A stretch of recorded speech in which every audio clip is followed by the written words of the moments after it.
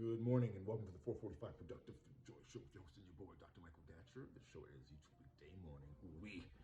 Hella early at 4:45 a.m. here on YouTube's Michael Datcher channel and 4:45 p.m. on Facebook Live. Guys, today we're talking about creativity, how being a creative in a multitudinous series of ways in your personal life, in your relationships, in your artistic life, if you are in fact an artist, how the exploration of your creativity can absolutely enhance your life. So thanks for being here. Let's dive right into the topic. So again, we're talking about creativity today, and so point one is you want to embrace the idea that you are a creative, although you may not view yourself as that way, but because all things involve creativity, all things, if you look around your home and at the various items, the pianos, the chairs, the whatever's in your home, you'll note that all of those things began in someone's mind first, right? Everything that's in your house began as an idea at some level in someone's mind, and from that creative process, that thing was eventually made. In a very similar way, I would argue that the items in your life, like your thoughts about yourself or your thoughts about relationships, if you're currently in a relationship, that the state of that thing, that state of that relationship, for example, in many ways is a product of how you think about it, right? Which I don't know, that can be a hard teaching, because you think, well, if you're married to have a partner, she tripping or he tripping, it's his fault or it's our fault, but it's mostly their fault.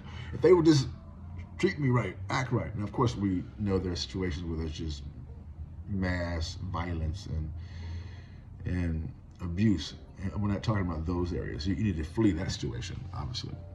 But when there is a somewhat reasonably healthy, at least, relationship, certainly not violent, certainly one that's non-violent, and if it's worthy of pursuing and seeing it change in the way that you'd like to see it change, it'd be helpful to think about the fact that you have the power to make that change. If you take it upon yourself to take responsibility for it, and then as you're doing that, identify, for example, that fact that, hey, I'm doing this to your partner. Hey, here's what I'm taking on my part as responsibility to help our relationship.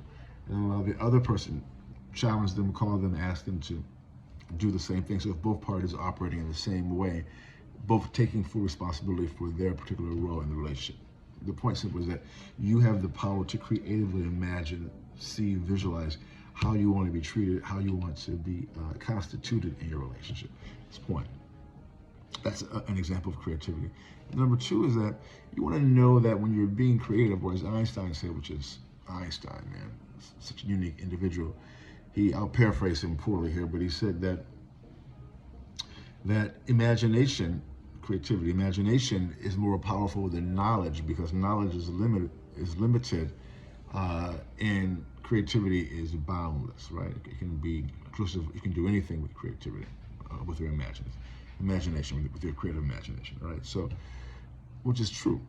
And the thing about being creative and working on your creativity is you get in the habit of thinking about possibilities. Too often in our lives, we are quick to say no and identify what we cannot do. But when you are diving deep into your imagination, to your creativity, in particular, your creative imagination, for example, you are in the realm of possibility. Oh, well, yeah, I imagine this happening.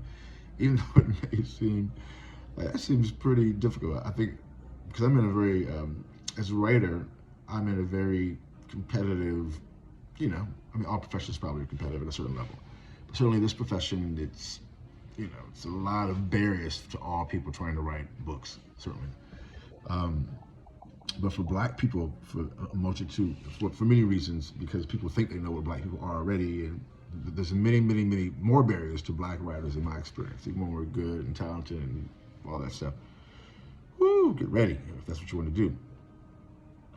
And so much so that my family early on was not supportive of me engaging in this type of work, because they just love you. They don't want to see you suffer, and definitely writing. I've suffered a lot through it. But I've also had a lot of success, in part because I've believed in the possibilities of it. Oh my God. So I'm just saying that to say that when you are in the realm of possibility, in the realm of creativity rather, the realm of possibility expands.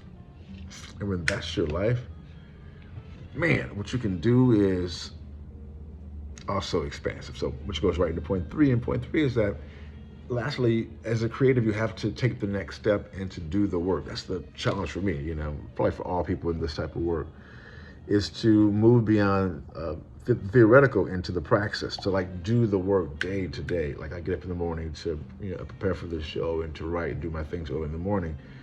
And listen, a lot of times it's actually every day it's kind of a challenge. It's so early in the morning.